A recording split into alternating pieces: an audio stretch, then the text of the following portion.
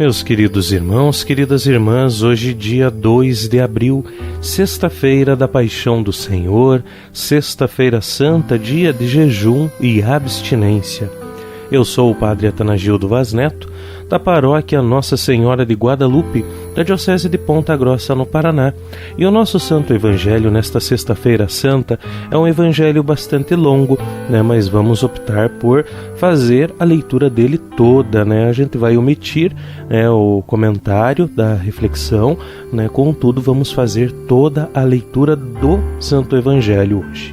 O nosso Evangelho é segundo João, capítulo 18, do versículo 1 até o capítulo 19, versículo 42. Paixão de Nosso Senhor Jesus Cristo, segundo João. Naquele tempo, Jesus saiu com os discípulos para o outro lado da torrente do Cedron. Havia aí um jardim, onde ele entrou com os discípulos. Também Judas, o traidor, conhecia o lugar, porque Jesus costumava reunir-se aí com os seus discípulos. Judas levou consigo um destacamento de soldados e alguns guardas dos sumos sacerdotes e fariseus, e chegou ali com lanternas, tochas e armas. Então Jesus, consciente de tudo o que ia acontecer, saiu ao encontro deles e disse: "A quem procurais?" Responderam: "A Jesus o Nazareno." Ele disse: "Sou eu." Judas, o traidor, estava junto com eles.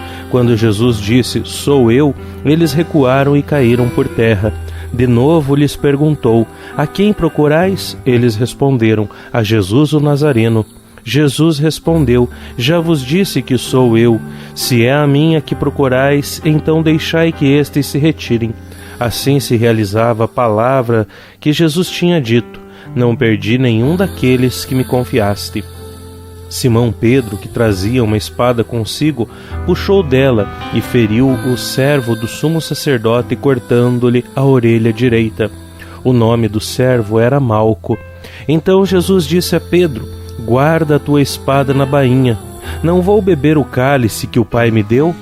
Então os soldados, o comandante e os guardas dos judeus prenderam Jesus e o amarraram. Conduziram-no primeiro a Anás, que era sogro de Caifás, o sumo sacerdote naquele ano. Foi Caifás que deu aos judeus o conselho: é preferível que um só morra pelo povo. Simão Pedro e um outro discípulo seguiam Jesus. Esse discípulo era conhecido do sumo sacerdote e entrou com Jesus no pátio do sumo sacerdote. Pedro ficou fora, perto da porta. Então o outro discípulo, que era conhecido do sumo sacerdote, saiu, conversou com a encarregada da porta e levou Pedro para dentro. A criada que guardava a porta disse a Pedro: "Não pertences também tu aos discípulos desse homem?" Ele respondeu: "Não." Os empregados e os guardas fizeram uma fogueira e estavam se aquecendo, pois fazia frio. Pedro ficou com eles, aquecendo-se. Entretanto, o sumo sacerdote interrogou a Jesus a respeito de seus discípulos e de seu ensinamento. Jesus lhe respondeu: "Eu falei às claras ao mundo, ensinei sempre na sinagoga e no templo, onde todos os judeus se reúnem. Nada falei às escondidas. Por que me interrogas? Pergunta aos que ouviram o que falei, eles sabem o que eu disse." Quando Jesus falou isso, um dos guardas que ali estava deu-lhe uma bofetada, dizendo: "É assim que respondes ao sumo sacerdote?" Respondeu-lhe Jesus: "Se respondi mal, mostra-me em que, mas se falei bem, por que me bates?" Então Anás enviou Jesus amarrado para Caifás, o sumo sacerdote. Simão Pedro continuava lá, em pé, aquecendo-se. Disseram-lhe: "Não és tu também um dos discípulos dele?" Pedro negou: "Não." Então um dos empregados do sumo sacerdote, parente daquele a quem Pedro tinha cortado a orelha, disse: "Será que não te vi no jardim com ele?" Novamente Pedro negou, e na mesma hora o galo cantou. De Caifás levaram Jesus ao palácio do governador. Era de manhã cedo. Eles mesmos não entraram no palácio para não ficarem impuros e poderem comer a Páscoa. Então Pilatos saiu ao encontro deles e disse: "Que acusação apresentais contra este homem?" Eles responderam: "Se não fosse malfeitor, não o teríamos entregue a ti." Pilatos disse: "Tomai-o vós mesmos e julgai-o de acordo com a vossa lei." Os judeus lhe responderam: "Nós não podemos condenar ninguém à morte." Assim se realizava o que Jesus tinha dito, significando de que morte havia de morrer. Então Pilatos entrou de novo no palácio, chamou Jesus e perguntou-lhe: Tu és o rei dos judeus? Jesus respondeu: Estás dizendo isso por ti mesmo ou outros te disseram isso de mim? Pilatos falou: Por acaso sou judeu? O teu povo e os sumos sacerdotes te entregaram a mim. Que fizeste? Jesus respondeu: O meu reino não é deste mundo. Se o meu reino fosse deste mundo, os meus guardas teriam lutado para que eu não fosse entregue aos judeus. Mas o meu reino não é daqui. Pilatos disse a Jesus: Então tu és rei. Jesus respondeu: Tu o dizes, eu sou o rei. Eu nasci e vim ao mundo para isto, para dar testemunho da verdade. Todo aquele que é da verdade escuta a minha voz. Pilatos disse a Jesus: O que é a verdade? Ao dizer isso, Pilatos saiu ao encontro dos judeus e disse-lhes: Eu não encontro nenhuma culpa nele, mas existe entre vós um costume que, pela Páscoa, eu vos solte um preso. Quereis que eu vos solte o rei dos judeus? Então começaram a gritar de novo: Este não, mas Barrabás. Barrabás era um bandido. Então Pilatos mandou flagelar Jesus. Os soldados teceram uma coroa de espinhos e colocaram na cabeça de Jesus. Vestiram-no com um manto vermelho. Aproximavam-se dele e diziam: Viva o rei dos judeus! E davam-lhe bofetadas. Pilatos saiu de novo e disse aos judeus: Olhai, eu o trago aqui fora, diante de vós, para que saibais que não encontro nele crime algum. Então Jesus veio para fora, trazendo a coroa de espinhos e o manto vermelho. Pilatos disse-lhes: Eis o homem. Quando viram Jesus, os sumos sacerdotes e os guardas começaram a gritar: Crucifica-o! Crucifica-o! Pilatos respondeu: Levai-o vós mesmos para o crucificar, pois eu não encontro nele crime algum.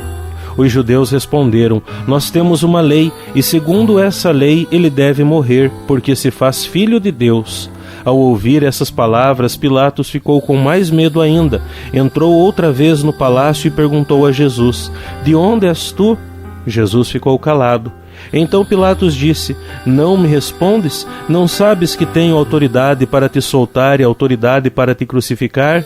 Jesus respondeu: Tu não terias autoridade alguma sobre mim se ela não te fosse dada do alto. Quem me entregou a ti, portanto, tem culpa maior. Por causa disso, Pilatos procurava soltar Jesus, mas os judeus gritavam: Se soltas este homem, não és amigo de César. Todo aquele que se faz rei declara-se contra César. Ouvindo essas palavras, Pilatos levou Jesus para fora e sentou-se no tribunal, no lugar chamado Pavimento, em hebraico Gábata. Era o dia da preparação da Páscoa, por volta do meio-dia. Pilatos disse aos judeus: Eis o vosso rei. Eles, porém, gritavam: Fora, fora, crucifica-o. Pilatos disse: Hei de crucificar o vosso rei? Os sumos sacerdotes responderam: Não temos outro rei senão César. Então Pilatos entregou Jesus para ser crucificado e eles o levaram. Jesus tomou a cruz sobre si e saiu para o lugar chamado Calvário, em hebraico Gólgota. Ali o crucificaram com outros dois, um de cada lado e Jesus no meio. Pilatos mandou ainda escrever um letreiro e colocá-lo na cruz. Nele estava escrito: Jesus Nazareno, o Rei dos Judeus. Muitos judeus puderam ver o letreiro, porque o lugar em que Jesus foi crucificado ficava perto da cidade. O letreiro estava escrito em hebraico, latim e grego. Então os sumos sacerdotes dos judeus disseram a Pilatos: Não escrevas o Rei dos Judeus, mas sim o que ele disse: Eu sou o Rei dos Judeus. Pilatos respondeu: O que escrevi está escrito.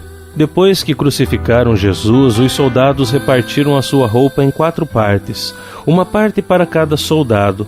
Quanto à túnica, esta era tecida sem costura, em peça única, de alto a baixo. Disseram então entre si: Não vamos dividir a túnica, tiremos a sorte para ver de quem será.